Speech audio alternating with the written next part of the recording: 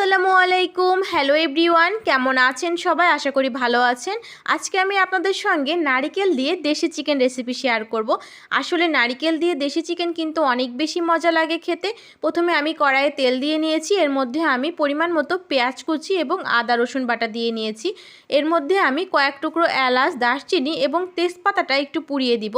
তেজপাতাটা পুড়িয়ে দিলে অনেক সুন্দর একটা ফ্লেভার আসে তরকারিতে। এরপর আমি এর মধ্যে সব গুঁড়া মশলাগুলো অ্যাড করে দিব, সঙ্গে লবণও দিয়ে নিয়েছি। এর মধ্যে একটু পানি দিয়ে নিব, পানি দিলে মশলাটা অনেক সুন্দরভাবে কষে যাবে। তারপর এর মধ্যে আমি নারকেলগুলা কেটে রেখেছিলাম সেগুলা দিয়ে দিব, দিয়ে একটু পানি বেশি করে দিব, কারণ নারকেলটা কিন্তু অনেকটা শক্ত থাকে। আর পানি বেশি করে নিয়ে কষিয়ে নিলে নারকেলটা অনেক সুন্দরভাবে সেদ্ধ হয়ে যায় এবং খেতেও অনেক বেশি মজা লাগে। দেখুন আমার নারকেলটা অনেক সুন্দরভাবে কষে এসেছিলো। এর মধ্যে আমি চিকেনগুলা দিয়ে নিয়েছি।